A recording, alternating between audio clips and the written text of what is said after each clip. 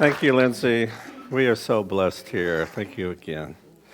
So, welcome to Seal Beach Center for Spiritual Living. And it's the second week of our month of honoring the divine feminine. And so, the divine feminine and divine masculine is in all of us. So, the divine feminine, you gals sort of have the lead on it. But it's in the males and it's in the females. I know that in my own upbringing, my mom brought some very masculine traits, and my dad actually brought some caretaking feminine traits. So it's in all of us, and we're honoring that today. And so when I think of the divine feminine, I think of three specific things that it brings. When we're talking about the divine creative feminine within us, it's that part of us that nurtures. It's that part of us that lets our ego subside a little bit and bring things into life and making them real and exciting and nurturing to make them better. And then the second thing that it brings to mind is that great intuitive nature. The great divine feminine goes within and opens up that beautiful heart space and knows the power and the strength, and that all the answers are within. They will be led by the answers from within. And they'll let that heart space create a world that's more beautiful than it ever has been. And the third aspect is one of empathy. And I like the Buddhist term for empathy, which means to sit with another. And so empathy that the divine feminine brings us is so much more than sympathy, and definitely so much more than pity. It's to sit with another, and quite frankly, this community does that very well. So when this community, whoever walks in that back door, whether their life is on top of the world or they're struggling, each of you are here to sit with them. Our practitioners will pray with them after each service, but each of you, being the loving community you are, is able to sit with that and be there for them and not manipulate and try and fix them, but just to be there for them and to listen to them. And knowing that someone else cares about them is such a powerful thing to do. So Reverend Nicole shared with you, and I want to go over three ways where we see the divine feminine in the everyday world. And the first way is that we compliment rather than critique. So my secular job is in the engineering business, and we know critiquing. The red pen is king or queen of our business, but in a way, it makes sense, because we look over all of our drawings, all of our calculations, multiple people, because when we build roads and hospitals and refineries, we don't want them to fail. And so we do our work that we need to do. But this aspect of the divine feminine, in my role at my secular job, I'm mentors to several younger engineers, and I'm supervisors to a lot more. So when they do work for me, I tell them all the things they did right.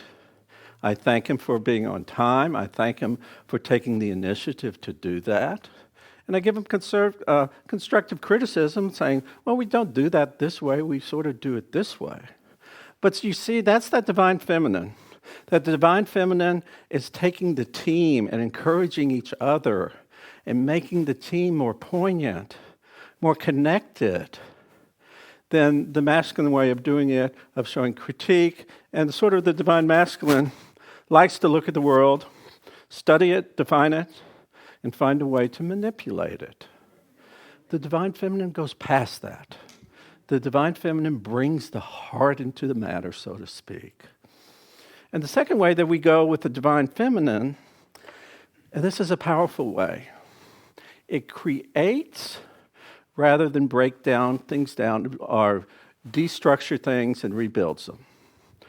And let me explain that. So the masculine way is to view the world as the world of effects.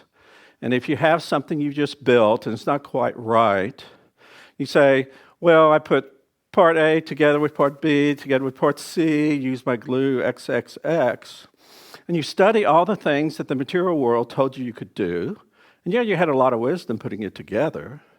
And my career as an engineer, and that's what engineers do. Engineers don't discover anything new. The good engineer just puts the pieces together better. But that's the masculine way. The divine feminine way is the way of creation. Once again, it opens up that heart space. It opens up that place inside that knows. And when you create, we call this primary creation. And Reverend Nicole is the best example of that. And when we create from that heart space, we can create something that's never been done before. Because if we look at the physical world and what's been done before and try and optimize that, we use that term a lot, in a way we're sort of limiting our vision to something that hasn't come into creation yet. And the third way that Reverend Nicole visited with you is about competing versus building each other up and cooperating. And the best example of that, in October we studied the book The Wizard of Oz by Jean Houston, which is set on the Wizard of Oz. And the best role of this, Jean Houston very well said that Dorothy was the perfect divine heroine. When we think about it, Dorothy did all these things I've just been talking about. She didn't say, "Oh, Scarecrow, are you crazy? Why are you doing that?" She didn't look and critique the individual members on what was deficient in them and project any blame on them. No, Dorothy's vision was this was a family. They were going to support each other, they were going to help each other, and they were going to cross the finish line together. And Lord knows there was intuition there, right? They were following some yellow brick road. And why were they following it? Because someone whispered in Dorothy's ear, "You'll be okay if you just follow this yellow brick road."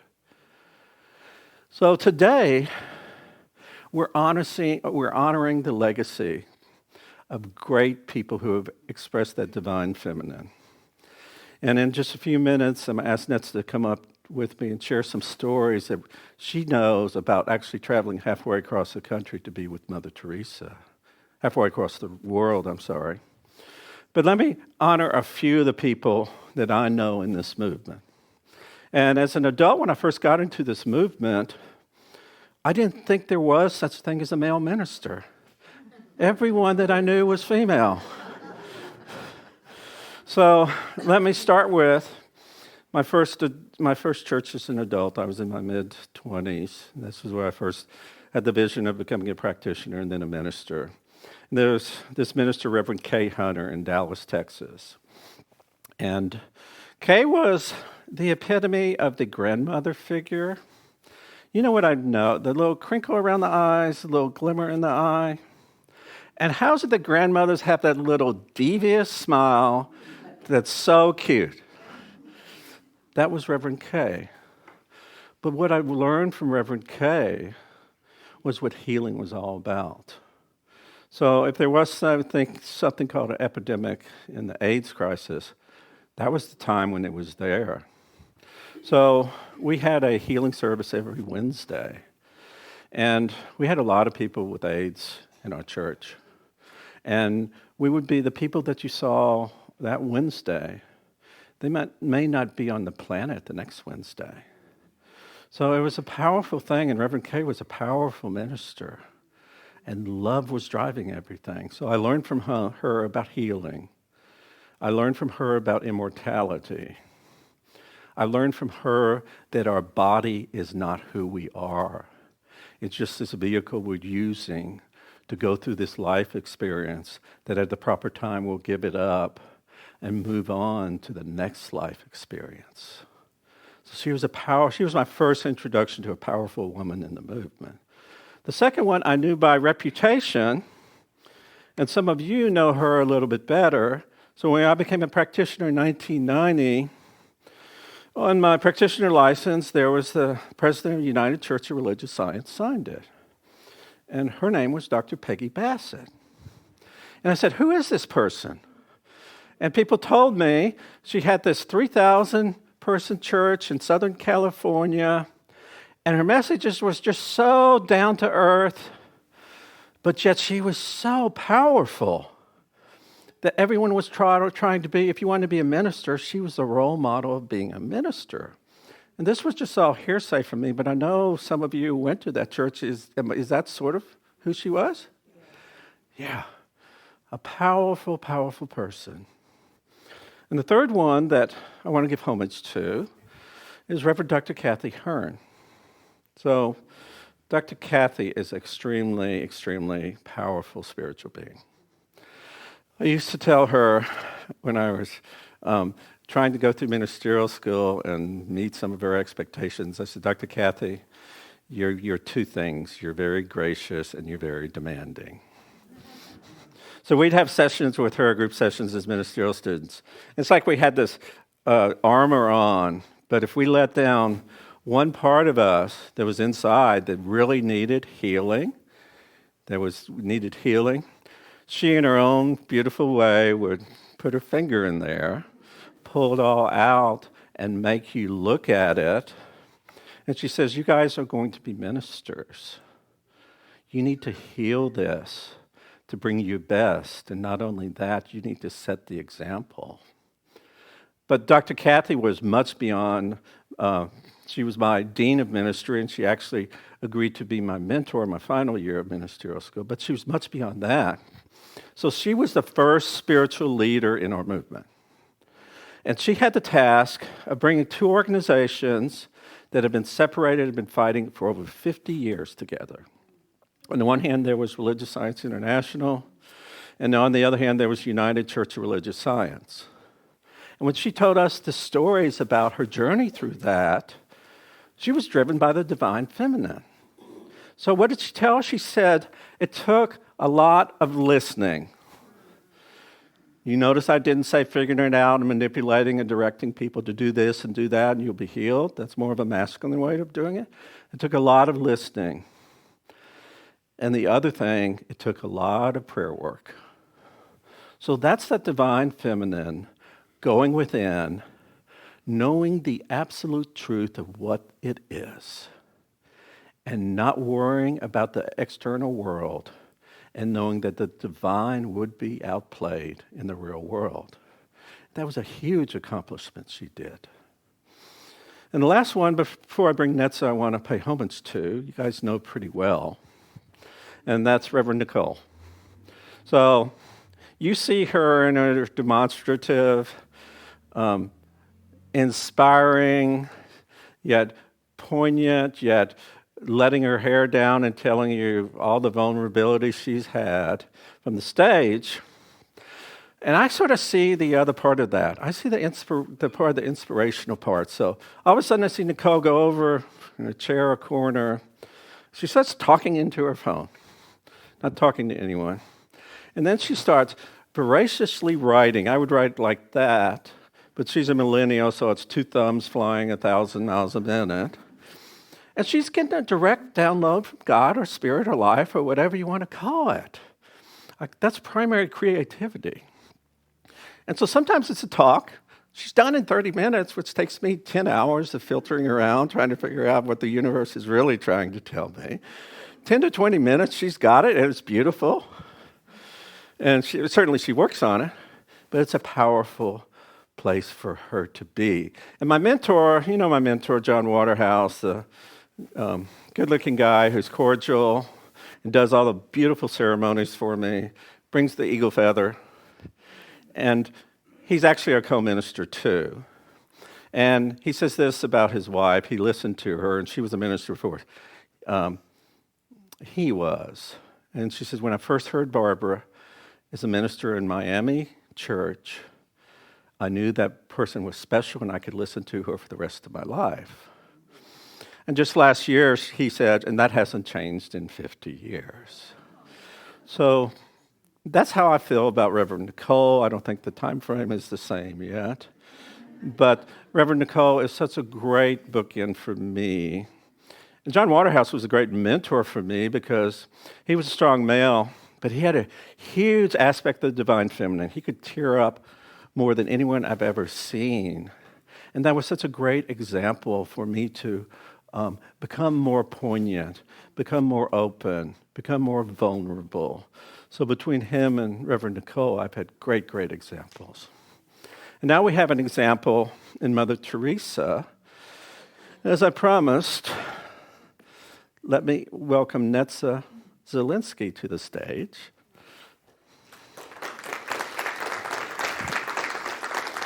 So, let me tell you about Netza. She arrived in our foundations class 8 weeks ago.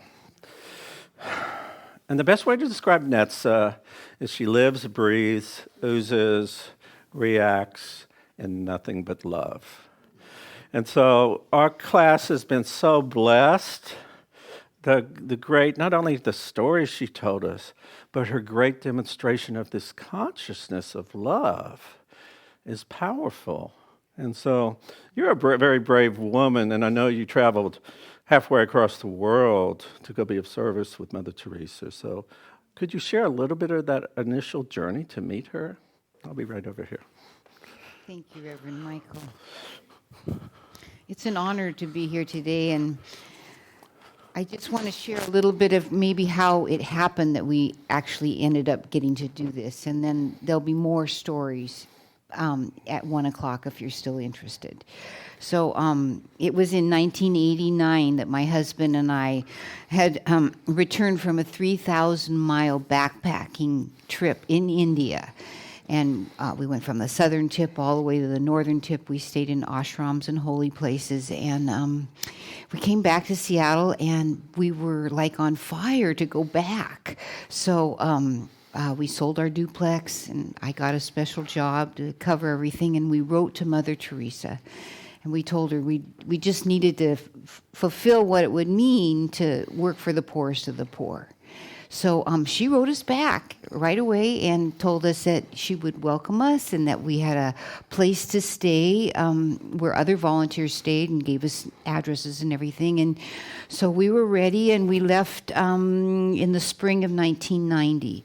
We flew to Bangkok, Thailand, and then on to New Delhi, a long train ride from New Delhi to Calcutta. I just mentioned that was a very traumatic train ride. I lost my passport that trip. Wow. So, great traveler here. Anyway, so all that got worked out, and we went to the little place that the volunteers were recommended to stay at. We had a little one room, one little bed, one little window. It was like a monk's cell. It's like we always dream, oh, that's what the monks must do to sleep, you know. And then the little bathroom was down the hall. So then it was time to meet Mother Teresa. We had arranged a time to go and meet her. So we went over to the Mother House, and the door was so big. It was a 12-foot or bigger door. It was rounded. And Michael and I, first of all, Michael had been a firefighter for the city of Seattle. I had worked as a caregiver and a hospice person for many years. So we had this as our background, and we knew that there would be a lot more in our life ahead. And with this extra boost from Mother Teresa, we could maybe carry it on a little bit better. So anyway, so we stood in front of the door and kind of held hands and prayed that, you know, we could absorb it in and do something of benefit. So we did, and then we knocked, and sure enough, she answered the door. It's like, whoa, and she was so little. I mean, she came up to here on me. It was so amazing. And her eyes were sparkling. She was smiling. She took my hand and kissed it and kind of pulled it into the Mother House, and it was a long hallway with really tall walls. These are the things I remember because I don't have my notes. This is all memory that I'm going to share with you today. So anyway, she took us down this long hallway and into a room where it was all set up for us to have tea. So we sat. and waited for her to sit, and then we sat, and then she started asking me if we were comfortable, and if our accommodations were good, and if we got there okay, and then all that was fine, and then she went into, well, who are you, and what do you want to do with your life, and what have you done before, and that was very deep, heartfelt answers from us, and she was smiling and laughing and serious and really listening. And when she listened, and it was true, no matter where you saw her or what she did, she always had her head tipped a little bit, and it was like she was hearing our story, but she was also hearing God's story, and you got that impression just it being with her in that moment. So anyway, after 45 minutes, she stood up and she sort of declared, she said, well, you'll start on Monday, and Michael will work in the home for dying for men, and I'll get to work in the home for dying for women. So, and that was pretty much most of the time we were there. But at the end of 3 weeks, she actually sent a message that she wanted Michael to work at the leopard colony, and she wanted me to go to work for the orphanage. So, so all that will a little bit be more told in the stories to come, but I hope you do come, and I feel that she is here with us today just in sharing as her service goes on in us. So, thank you. Oh, yeah. You said you had a favorite poem that Mother Teresa had on her wall. Yes. So you want to read it together? People are often unreasonable, illogical, and self-centered. Forgive them anyway. And if you are kind, people may accuse you of selfish, ulterior motives. Be kind anyway. If you are successful, you will win some false friends and some true enemies. Succeed anyway. If you are honest and frank, people may cheat you, but be honest and frank anyway. What you spend years building, someone could destroy overnight. Build anyway. If you find serenity and happiness, they may be jealous, but be happy anyway. The good you do today, people will often forget tomorrow. Do good anyway. Give the world the best you have. It may never be enough, but give the world the best you have anyway. You see, in the final analysis, it is between you and your God. It was never between you and them anyway. So that was on her wall, you said? Yeah. And so we talked, Netza, and you were talking about 3 spiritual principles or ways of being, and as we were talking about it, it says, yeah, that's sort of what we teach here, too. So can you share Okay, with us? and then you can share, too. Okay. All right. Okay, so the first principle was serve with an open heart, which makes sense. And that means anything you do, serve with an open heart. Stay in the present moment. Know that love is what raises our vibration to serve. And I know that we do that here. I think we do that here. That's what I think it distinguishes this community. Because as I keep saying, is when people walk through that back door, they met with love. And this community has an open heart. We love one another. We love anyone that walks through that back door. So it's amazing. And as Netza and I were talking about this was like halfway across the world. And it's amazing how the principles are very, very much the same. Mm-hmm. And the second one I'd like to share is serve with empathy and compassion. Listen with all your being. Open up your intuitive channels. And once again, stay present in the moment. And empathy and compassion, we've talked a little bit about that today, haven't we? Mm-hmm. And that's what I'm saying. Empathy is being there with another.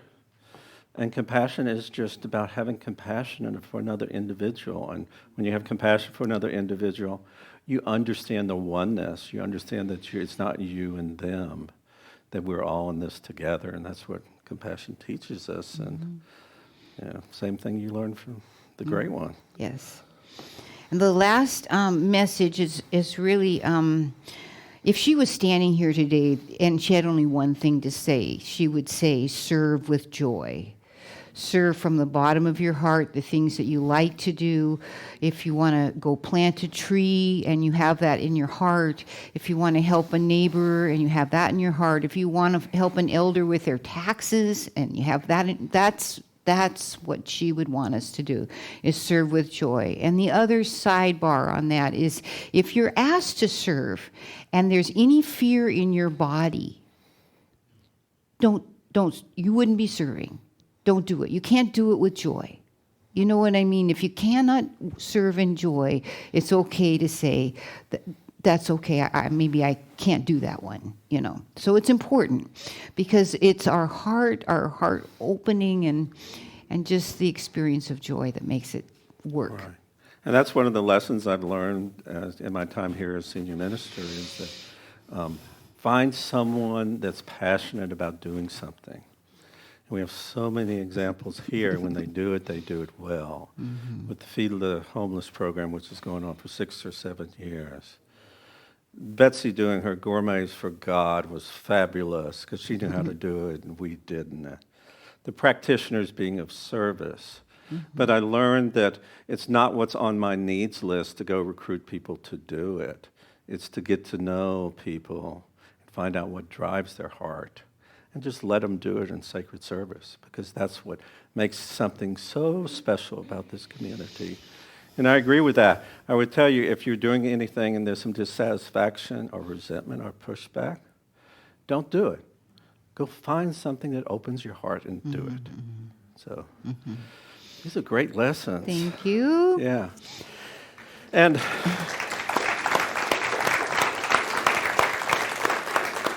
once again, Netza changed our class.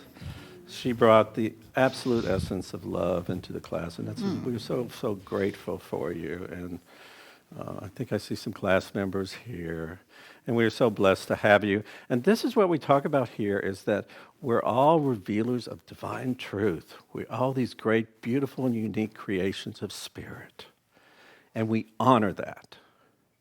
And we were so blessed that Netza was courteous enough to give us her time here today and this afternoon to hear these great stories because, as you've heard her say, she really believes that it's Mother Teresa's story and it's meant to be shared.